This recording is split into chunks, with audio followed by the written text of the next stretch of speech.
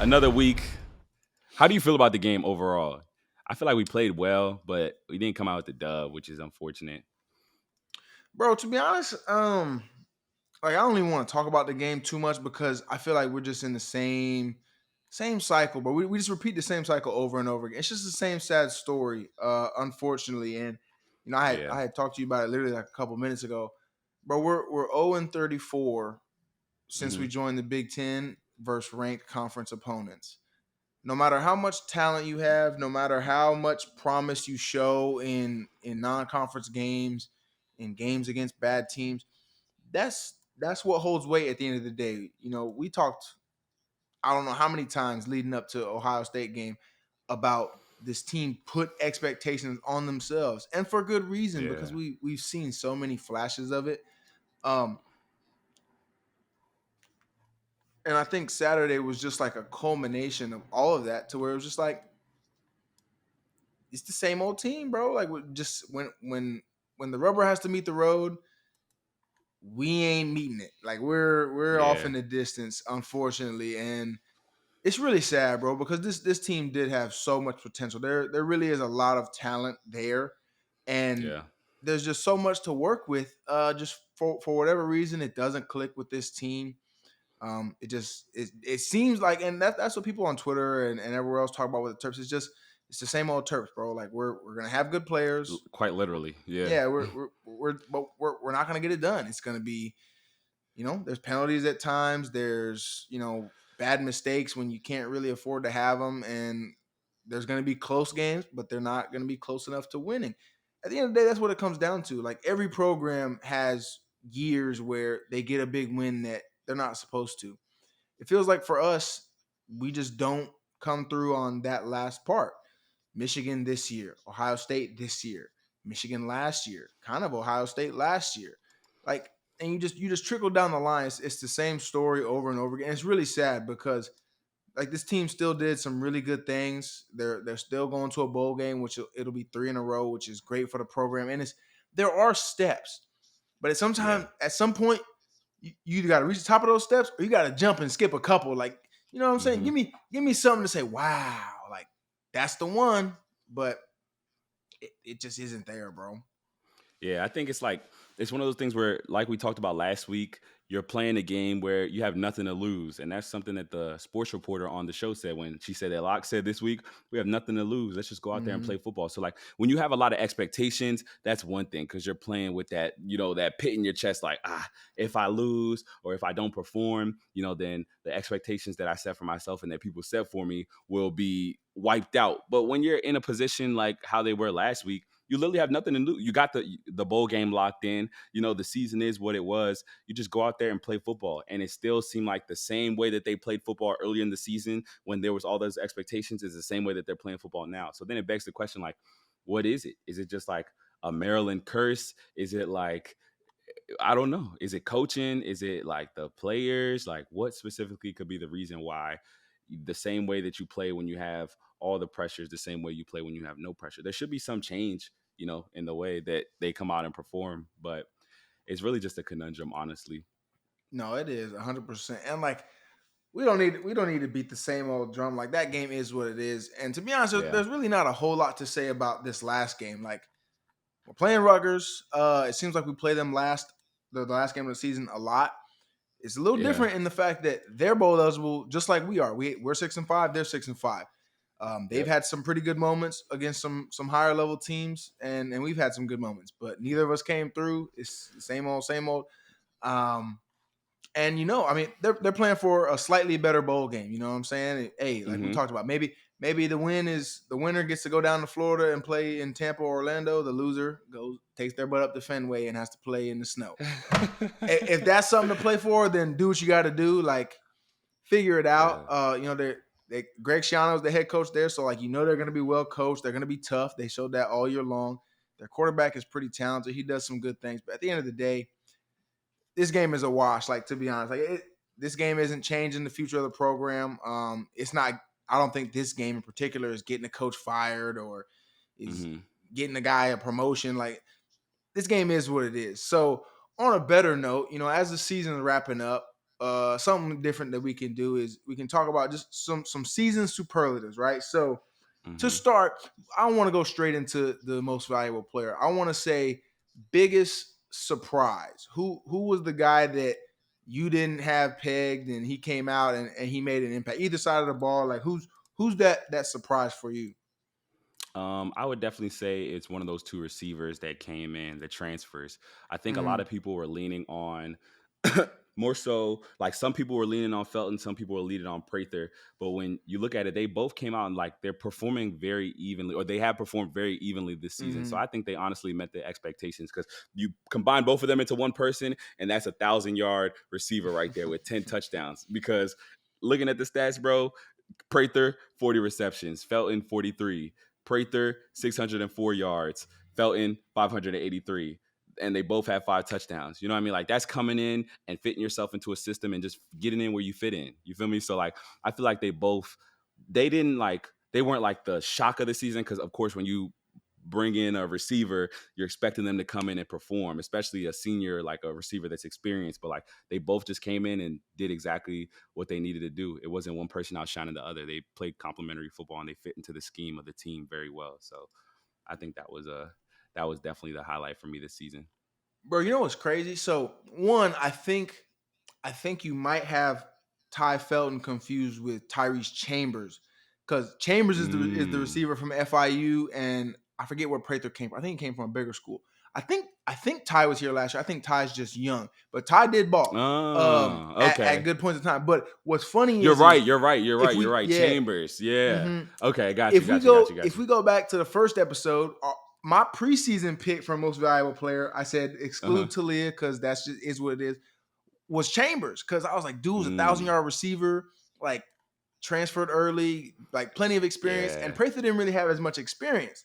So I picked Yeah. Chambers to be that guy. Now he ended up leaving the program a couple of weeks ago, and we don't know the circumstances of that, but he didn't do much for us this year, and that's Mm-hmm. that's part of the business. It's part of the Prather, on business. the other Yeah. hand, Prather made an impact, and it felt like as the season got going and Talia kind of figured out what Prather could do, Mm-hmm. dude made a play every week since the Ohio State game. Yeah. Literally. And he basically put himself on the map. Like really strong hands, catching deep Mm-hmm. balls, scoring touchdowns when you need them. Dude was nice, and he big target, big radius. Dude made plays. So props to Prather coming in because I think he was the guy I had a question mark on because I'm like, you transfer. I forget exactly what school he came from, but I think it was a pretty good program. But he just didn't have many numbers, didn't have much production. Yeah. But he came in and made an impact. And I couldn't think of another newcomer that did that. I couldn't really say that there was a freshman who took over and did that. Which at a lot of the other spots we had a lot of veteran guys, so that's part of that. But Prather was Mm-hmm. that guy. So moving on, who would you say? I think we'll end with most valuable player because I think that kind of transitions to what everything that goes on with this program. Yeah. Who was the defensive player of the year for you? Because I feel like that one's harder. And literally, as I'm sitting here Mm-hmm. thinking about it, I'm not sold on my choice. Yeah, I'm not sold on my choice either. I feel like if you look at the numbers, of course, he had 5 interceptions this year, which is like anytime you get a turnover, that's a big play. But like there wasn't anybody on the defense that literally was like, all right, when he's on the field, like this is a game changer. When he's not on Mm-hmm. the field, this is 100%. like make or break us type deal. Everybody was just kind of like a role player. There wasn't really any like super shining stars, which might be a good thing, honestly, Yeah. because then you risk like getting someone hurt, and then it's like we really needed this person type deal. But like if I'm just going based off of numbers, Heeb is definitely Tarheeb still. He definitely came through and had another five. He had 5 interceptions this season, so he takes the cake for me for the defensive MVP. Yeah, and one thing I'm never gonna do is downplay picks because all year long I talked about how important takeaways were and stuff like that. Yep. He did have 5 picks. There's no taking that away, and he had what Mm-hmm. two in the game against Nebraska. Mm-hmm. Um, but I feel like based on the overarching season of play, like I feel like a lot of those picks, besides the Nebraska ones, it didn't feel like they had impacts on the game at times, Mm-hmm. and that is what it is. I'm not, like I said, not taking away from what he did. I think the most, instead of really the most valuable player, because it just didn't feel, like you said, there wasn't a guy who just every week made big plays, or even most of the time made big plays. Um, Jay Sean had some really good games early on, but then he didn't. His production didn't meet what you'd expect from a guy with that type of ability. Yeah. I think the most consistent player was Bo Braden. I think a close second was Dante Trader, the other safety. I think those were our two most reliable players this year on defense, who they were gonna be in the play in any game. Hmm. They were guys who were making plays in coverage. Bo led the team in tackles. I think Dante is like third or fourth, Yeah. which isn't always good when your safeties are up high in tackles, because that can be a sign of some problems depending on what kind Yeah. of defense you're running. But Bo made a lot of plays. I think both of those guys are getting some NFL love, which is earned. They've shown to be reliable players for the last couple of years. Especially as they've gotten more experience, they've been where they need to be, and that's what you need, especially at the safety position. Um, Yep. you need guys who can be all over the field, who can communicate, who can make tackles, get their hands on the ball. You know what I'm saying? Blitz occasionally. And I think those guys did that. I think Bo did enough to earn that for me. So, lastly, we'll go to what I've already prefaced with being the biggest topic and really the most polarizing probably figure in all of Maryland football, which I kind of gave away my answer there. But Yep. who's your most valuable player, and what do you have to say about him? Ugh. So I'm gonna give credit where credit is due. I'm gonna say Talia, definitely the most valuable player on the team.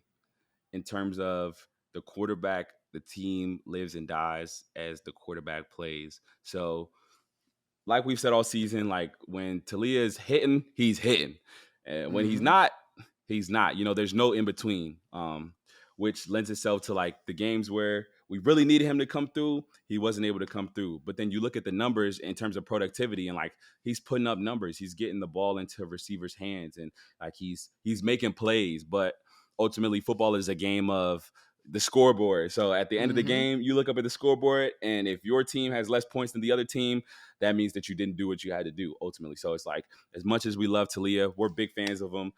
Like he's the most valuable player, but also like a big reason why like the success this season might not have been met the expectation that we wanted to Mm-hmm. see, because like key plays, the quarterback is the one that touches the ball every single play.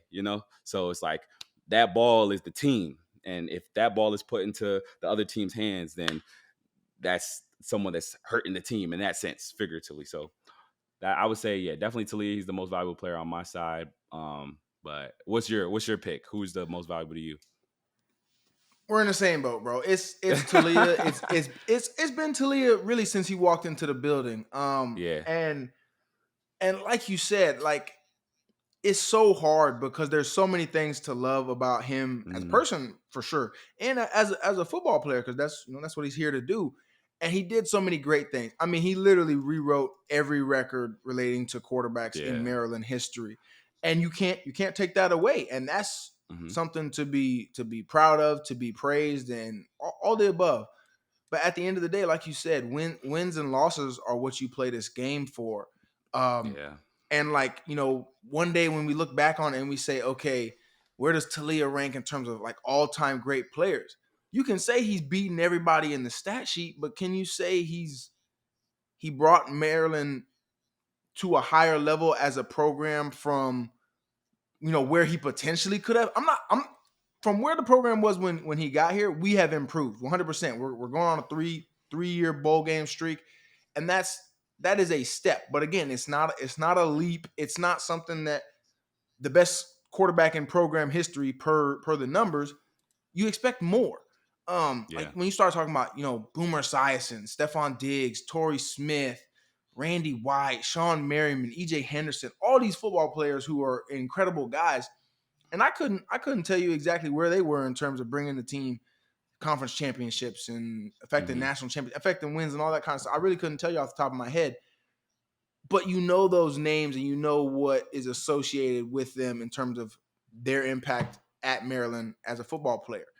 Yeah. Unfortunately, depending on who you walk up to as a Maryland fan, you could probably get any number of answers in terms of how they feel about Talia. There could be Mhm. oh man, he's incredible. Throws for all these yards. Oh, look at this pass he made in this game. Even just think about Saturday, the beautiful deep pass to Caden for the touchdown late Yeah. in the game. I think that one either tied or was that when we took the lead? I don't know, but it was when it was a tight game. Beautiful play. And then at the same time, you can walk up to another guy and all they'll know is, okay, well, he gave up a touchdown with the fumble early in the game that put us down 14-0 to start. Whether or not you want to say he threw the ball in the direction of the receiver, and I think he did. They called intentional grounding, give up a safety in that game.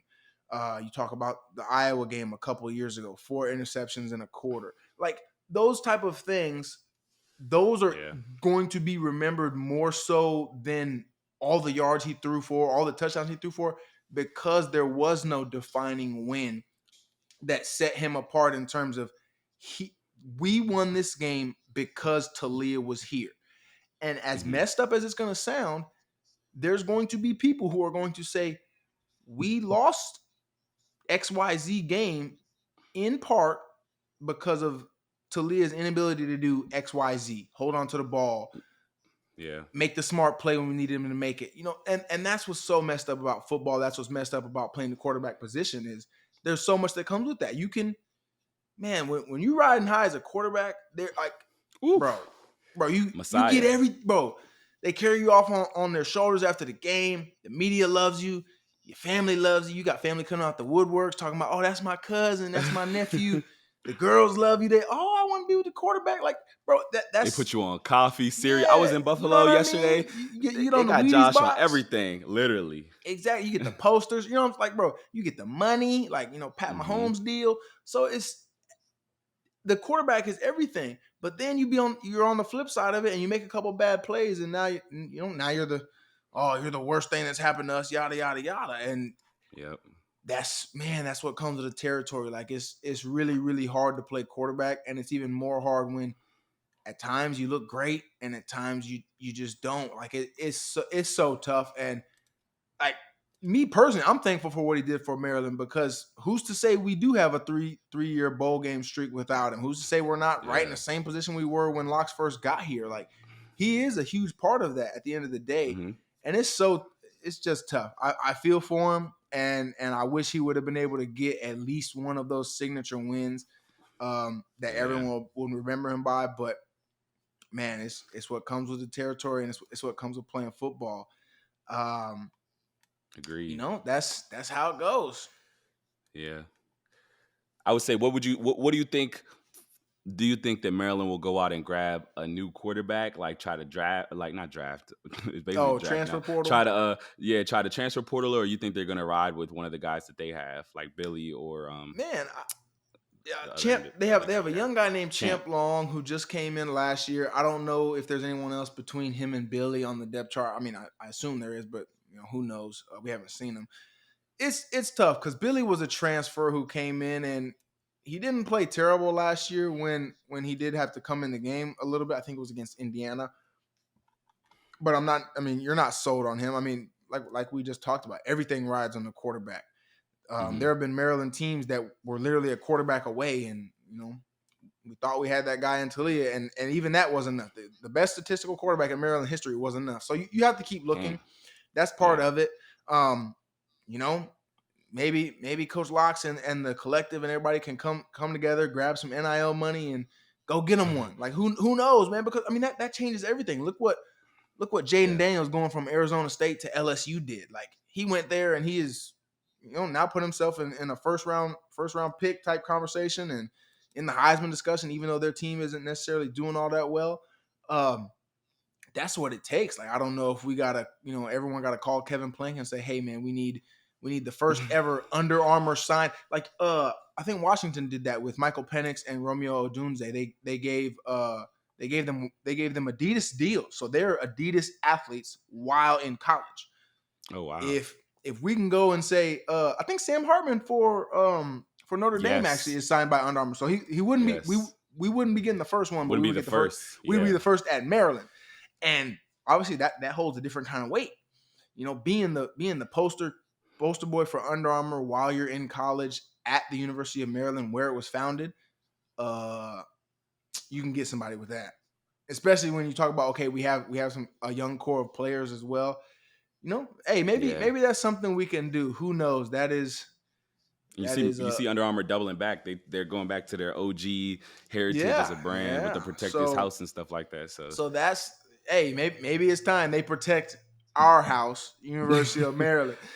I'm gonna call Kevin Pling after this if I had his phone number. But any anyway, man, it's been fun this season. I still look forward to Saturday. I want to see them beat Rutgers, get to 7-5, potentially have another 8-win season with the bowl game. I want to see our guys come down to Tampa and play here so that I can go to the game. I can be involved in the festivities. But that's just yeah, me being selfish. I want to have a good time with the gang. Um, but other than that, man, it's as sad as some aspects of the season have been. They've been entertaining to watch, and there's been yeah, a lot to talk about, as you can see, as you can exactly. see from us. So that's the key, man. It's been a good time. Yeah, it's been a lot of fun this season.